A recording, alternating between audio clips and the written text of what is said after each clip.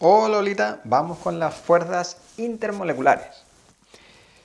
¿Qué es lo primero que tenemos que estudiar? ¿Qué es lo primero que tenemos que preguntarnos? Pues lo primero que tenemos que preguntarnos es ¿qué son? Esas fuerzas intermoleculares, como dice su propio nombre, van a ser fuerzas entre moléculas.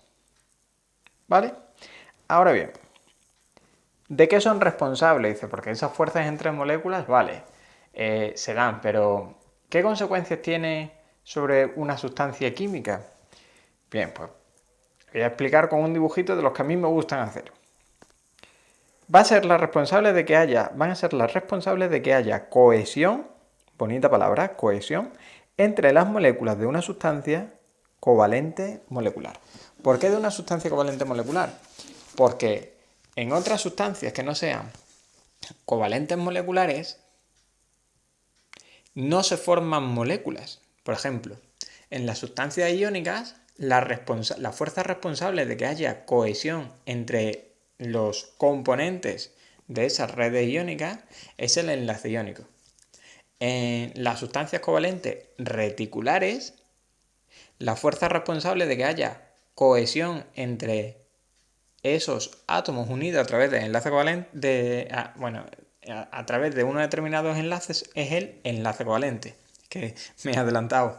Y luego, en las redes metálicas, en las sustancias metálicas, la fuerza responsable de que haya cohesión entre los componentes de esa sustancia metálica no es otro que el enlace metálico. Cuando una sustancia constituye moléculas, ¿qué es lo que mantiene unidas entre sí a esas moléculas? Bien, pues son las fuerzas intermoleculares, ¿vale? Entonces, puede darse el caso de que entre esas moléculas, esas cositas azules que yo he pintado ahí, son moléculas, ¿vale? Moléculas así que tienen pinta estas tienen pinta así como de ángulo, ¿vale? Moléculas angulares. Bueno, pues ahí vemos que las moléculas están muy pegadas unas con otras y es porque hay mucha cohesión. También puede darse que las moléculas estén pegadas una con otra, pero que esas moléculas tengan la posibilidad de desplazarse de un punto a otro. No como en la primera situación que he representado, que las moléculas están en unas posiciones fijas, están como ahí pegadas, sino aquí todas están juntas unas con otras, pero si una quiere moverse a este punto, puede hacerlo, ¿vale? El único requisito sería mantenerse todavía en contacto. Es decir, esta molécula se puede venir aquí siempre y cuando venga siempre en contacto con las demás. Ahí a reempujones, ¿no? Como en una discoteca petá. Ese sería el caso en el que no es que haya mucha cohesión, no hay muchísima cohesión, no hay tanta cohesión como antes, pero hay bastante cohesión. En cambio, podemos poner otra situación que sería en la que ya pues, las moléculas no tienen cohesión. Y si no tienen cohesión es que están separadas unas de otras. Pues en el momento en el que hubiera un poquito de cohesión ya estarían pegadas. ¿Vale? Así, tengo mucha cohesión, bastante cohesión o sin cohesión. ¿Qué consecuencia tiene esto sobre la sustancia química? Bueno, pues que a una temperatura normal y corriente, a la temperatura ambiente se dice, si la sustancia tiene mucha cohesión, entonces nos encontraremos a la sustancia en estado sólido. Si a temperatura ambiente tiene bastante cohesión, es decir, un poco menos que antes, pues nos encontraremos a la sustancia en estado líquido. Y si a temperatura ambiente no tiene cohesión, significa que nos encontraremos a la sustancia en estado gaseoso. ¿Vale? Algunas veces me pueden poner preguntas trampas del estilo oye, ¿qué fuerzas intermoleculares se dan en el flúor gaseoso? Oye, pues a mí no me la das. Si me has dicho ya flúor gaseoso, significa que por estar en estado gaseoso no hay cohesión entre las partículas y por tanto no se dan fuerzas intermoleculares, ¿vale? No hay cohesión entre las moléculas y por tanto no se dan fuerzas intermoleculares. Así, resumiendo, podemos decir que si existen fuerzas intermoleculares, las sustancias estarán en estado sólido o líquido, y si una molécula o una sustancia molecular que diga está en estado gaseoso es porque ya no existen fuerzas intermoleculares. ¿Ok? Bueno, pues comprendido eso, que es lo principal, estamos felices por ello, ahora llega el momento de ver cómo son esas fuerzas intermoleculares, ¿vale? Tipo de fuerzas intermoleculares, es decir, tipo de fuerzas entre moléculas. La primera y más importante serían los puentes de hidrógeno. Son además las más intensas. Las vamos a ir viendo de más intensidad a menos intensidad. Esos puentes de hidrógeno, ¿cómo son? ¿En qué consisten? Bueno, pues en primer lugar, decir que para que se dé el puente de hidrógeno entre dos moléculas de una sustancia molecular, hacen falta un par de requisitos. El primer requisito sería que la sustancia debe tener H. Es decir, debe tener hidrógeno.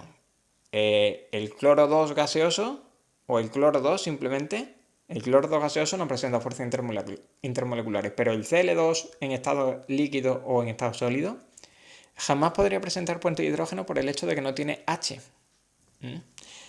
Ahora, el segundo requisito es que la sustancia también tiene que tener flúor, oxígeno o nitrógeno. Uno de esos tres átomos. ¿Por qué? Porque esos átomos, en primer lugar, son muy electronegativos y además cuando se enlazan quedan pares no enlazantes, ¿vale? Esos son los dos requisitos que tienen que darse para que se pueda dar el puente de hidrógeno en una sustancia molecular. Así, el puente de hidrógeno se dará entre el hidrógeno de una de las moléculas,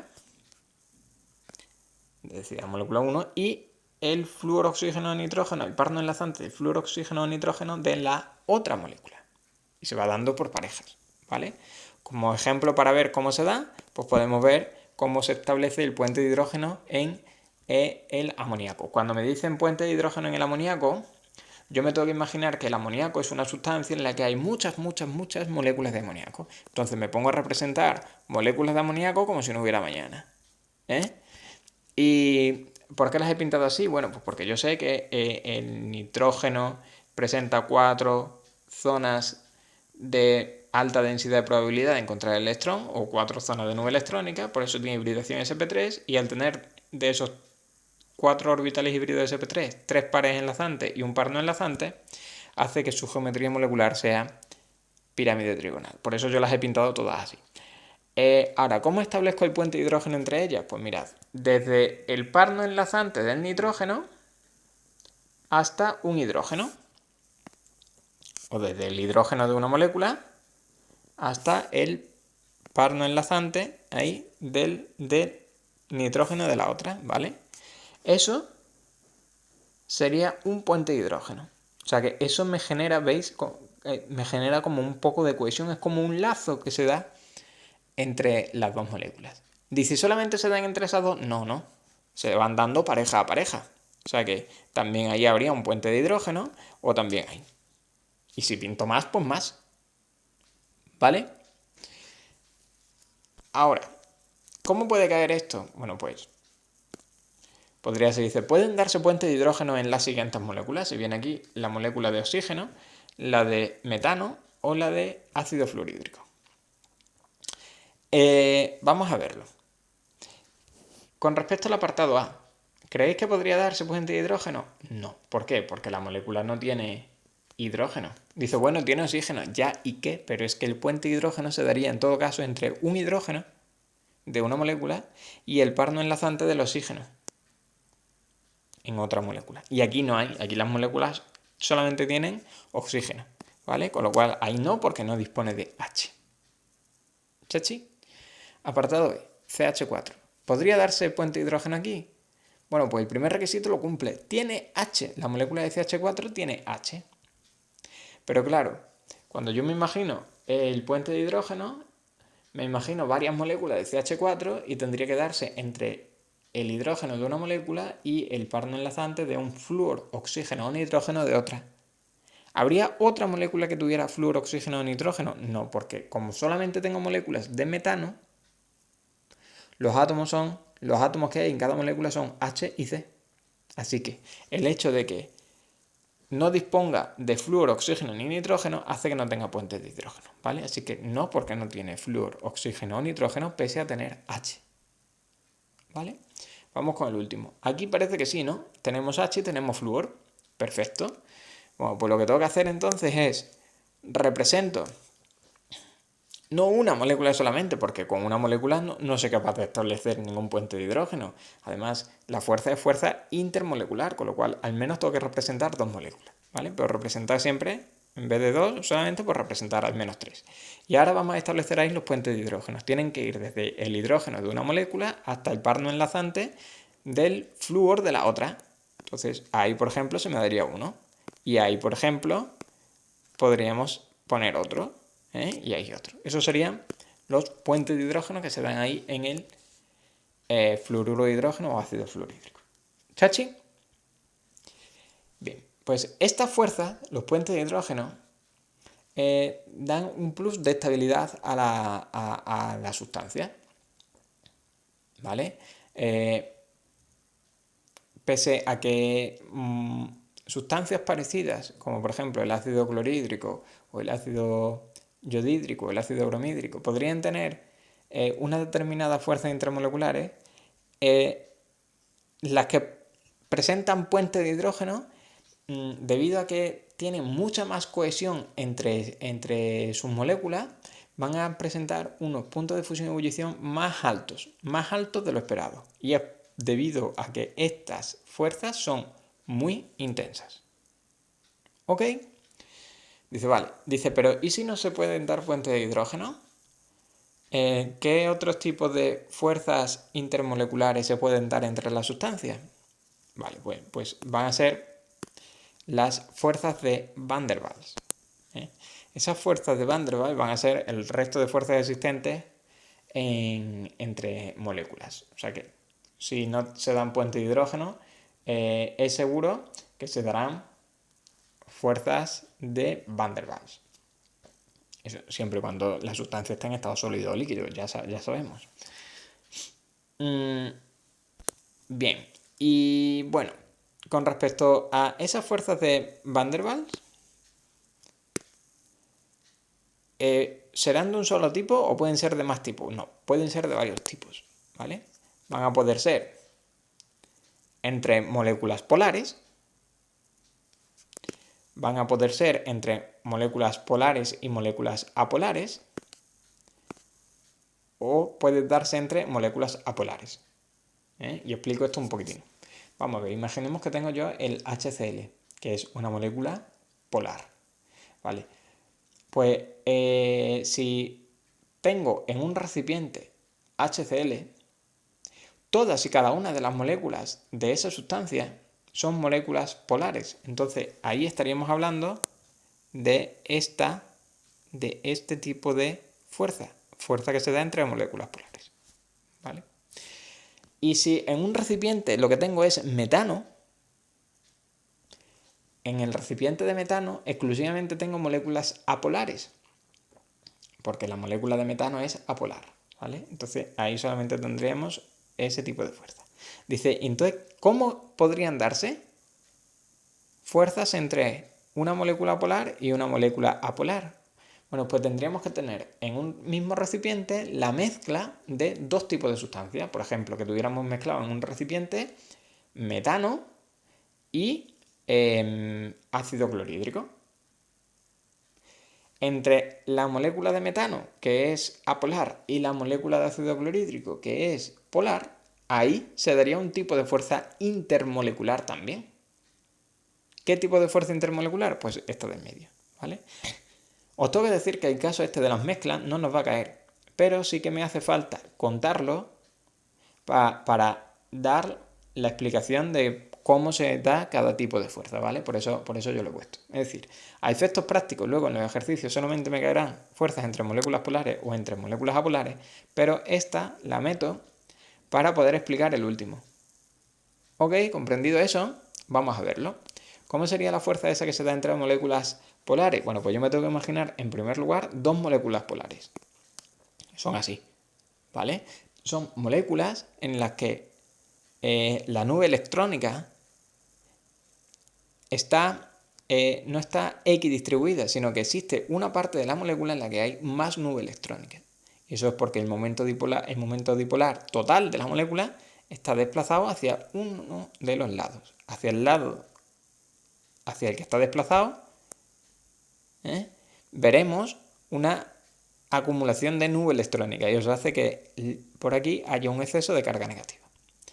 En la otra molécula, lo mismo, porque son dos moléculas polares. ¿Vale? Bueno, pues entre el polo negativo de una de las moléculas y el polo positivo de la otra se da atracción electrostática. Y eso es lo que mantiene unidas, eso es lo que da la cohesión entre esas dos moléculas.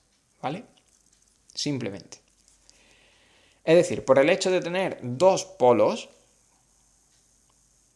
cada una de las moléculas, se da una fuerza de atracción electrostática entre los polos de signo contrario de cada una de ellas. Y eso es lo que da la cohesión.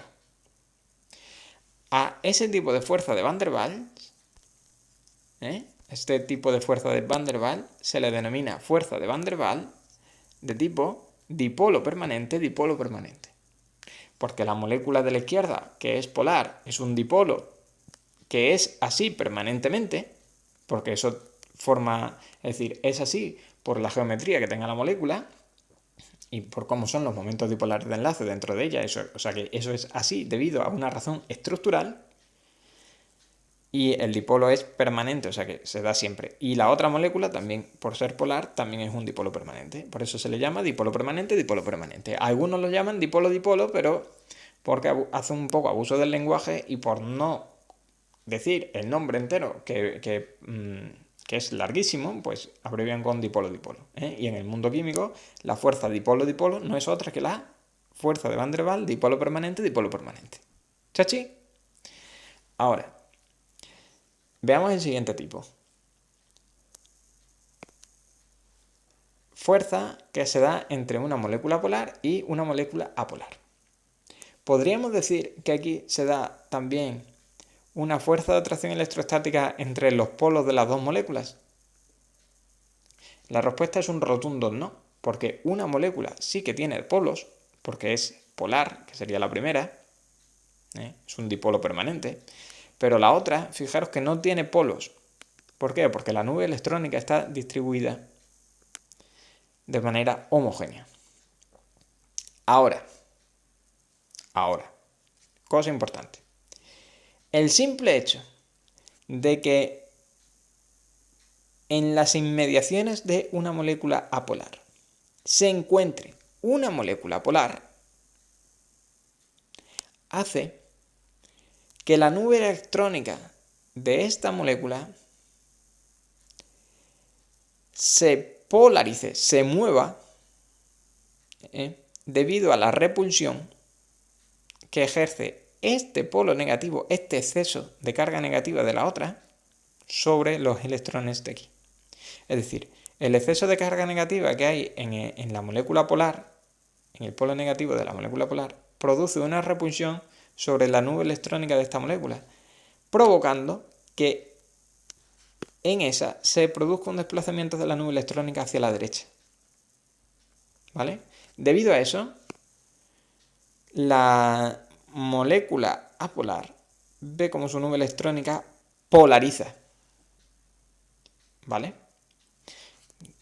Como la nube electrónica se desplaza hacia la derecha, ahora queda más carga negativa, más nube electrónica por la parte de la derecha. ¿Veis cómo además la he deformado un poquito, verdad? Bien, bueno, pues aquí ahora sí que se daría fuerza de atracción electrostática entre los dos polos de esa molécula. Por supuesto, la molécula polar es un dipolo que es permanente, porque esto se debía a razones estructurales, como ya hemos dicho antes. Pero el dipolo en cuanto esta molécula se vaya, este dipolo desaparece. O sea que este dipolo solamente está aquí por la presencia de la molécula polar. Al dipolo de la izquierda se le llama dipolo permanente, pero al dipolo de la derecha se le llama dipolo inducido. ¿Vale? Y eso es lo que da nombre a este tipo de fuerza: dipolo permanente, dipolo inducido. Fuerza de Van der Waals, dipolo permanente, dipolo inducido. Ya sabemos por lo que es. ¿Chachi?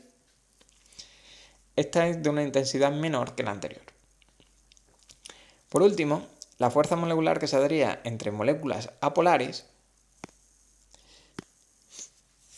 pues claro, uno allí no se imagina bien cómo podría darse, porque ya habíamos visto que todas las fuerzas entre moléculas se debía a fuerza de atracción entre los polos de las nubes electrónicas de dos moléculas.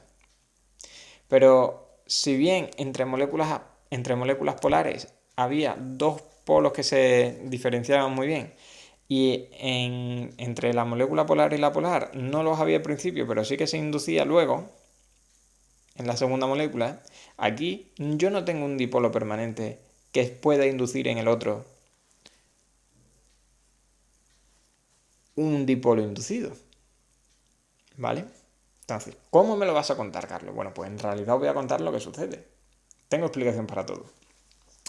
Mirad, los electrones de las nubes electrónicas de las moléculas no son estáticos, es decir, no están quietecitos, están en continuo movimiento, ¿vale?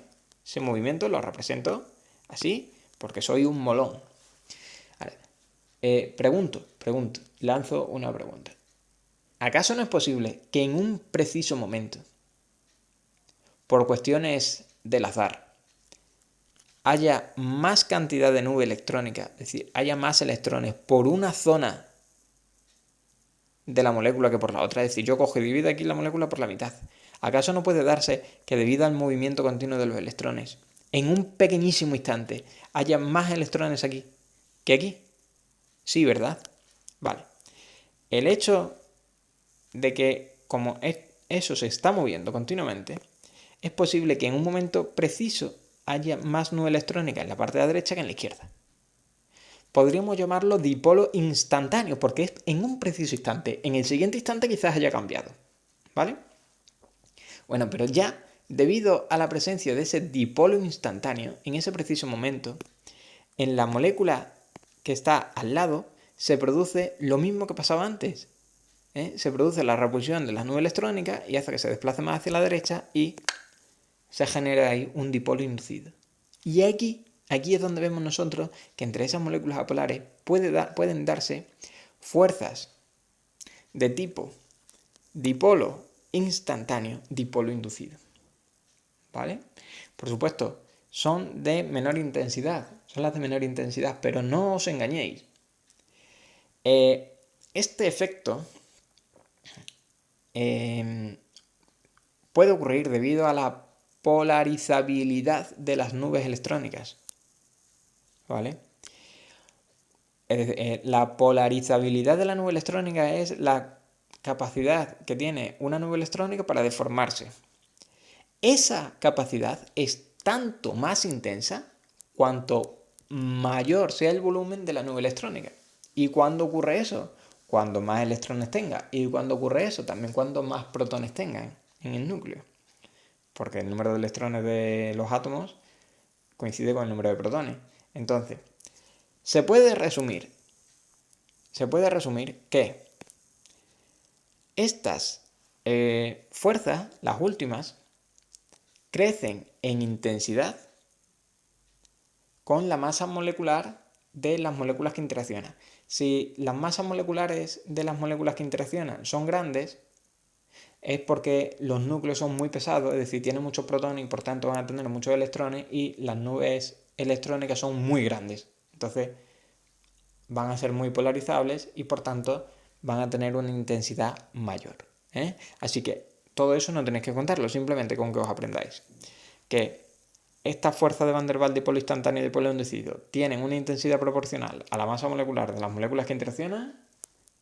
Chachi. A estas fuerzas de Van der Waals, dipolo instantáneo y dipolo inducido, también se les llama fuerzas de dispersión de London. Lo que no podéis hacer es llamarla fuerzas de Van der Waals de dispersión de London. No. O bien la llamas fuerza de Van der Waals, dipolo instantáneo y dipolo inducido, o la llamas fuerza de dispersión de London, ¿vale? Porque London, por un estudio paralelo, sí, porque ellos no tenían WhatsApp, no se preguntaban unos a los otros. En esa época, si uno llegaba a una conclusión en un lugar del mundo y otro llegaba a la misma conclusión en otro lugar del mundo, es seguro que no se habían puesto en contacto, porque ni había ordenador, ni había correos electrónicos, ni nada por el estilo. Entonces, pues la misma conclusión, incluso con una diferencia de varios años, se atribuía a dos personas diferentes. London lo llamó fuerzas de dispersión Van der Waals lo llamó fuerzas de dipolo instantáneo y dipolo inducido, ¿vale? Así que se pueden nombrar de las dos maneras. Vale, pues con respecto a estas fuerzas de Van der Waals, vamos a hacer algunos ejemplos. Por ejemplo, ¿qué tipo de fuerzas se dan en el clorometano? O sea, que a mí me dan una sustancia, que es el clorometano, y yo tengo que estudiar qué tipo de fuerzas se dan. En primer lugar, tendríamos que descartar que pudieran darse los puentes de hidrógeno. Puentes de hidrógeno ya sabemos que no se dan porque, aunque tiene H, no tiene flúor oxígeno en nitrógeno. Entonces, a lo que me voy directamente es, bueno, comentaría eso, ¿no? Lo que pasa es que como estamos haciendo el ejemplo dentro de la fuerza de Van der Waals, pues no tendría por qué comentar eso. Pero si estuviera en el examen, comentaría. No se pueden dar puentes de hidrógeno porque las moléculas, pese a tener H, no tienen flúor, oxígeno o nitrógeno. ¿Vale? Y entonces empezaremos a estudiar las fuerzas de Van der Waals. Para estudiar la fuerza de Van der Waals, ¿qué necesito saber? La polaridad de la molécula. Eso es determinante. Si la molécula es polar, se van a dar fuerza de Van der Waals, dipolo permanente, dipolo permanente. Que la molécula me sale apolar, pues se van a dar fuerza de Van der Waals, dipolo instantáneo, dipolo inducido o también la llamada fuerza de dispersión del hondo. ¿Ok? Entonces, para estudiar la polaridad, ¿qué hago? Estudio la estructura de Lewis, que pongo al carbono con sus 4 enlaces, hidrógeno, hidrógeno, hidrógeno, y ahora el cloro se pone arriba con sus 3 pares no enlazantes. ¿Vale? Una vez tengo la estructura de Lewis, el carbono posee hibridación sp3. ¿Por qué? Porque está rodeada de 4 zonas de nube electrónica. Por eso las 4 zonas de nube electrónica las va a disponer en el espacio de manera que se minimicen las repulsiones entre ellos y por eso necesita 4 orbitales híbridos que solamente se obtiene con la hibridación sp3. Pongo los 4 orbitales híbridos del carbono de forma tetraédrica y ahora en función de los enlaces que se produzcan en ellos, pues tendrá una geometría u otra. Como se producen enlaces en todos, digo que la geometría de la molécula también es tetraédrica, ¿vale? Y ahora, dentro, es decir, en base a esa geometría, empiezo a representar momentos dipolares de enlace para estudiar la polaridad de la molécula. Entre hidrógeno y carbono es más electronegativo, un poquito más electronegativo el carbono, con lo cual ahí voy representando los momentos dipolares del enlace de los hidrógenos al carbono, y entre el carbono y el cloro lo es más el cloro.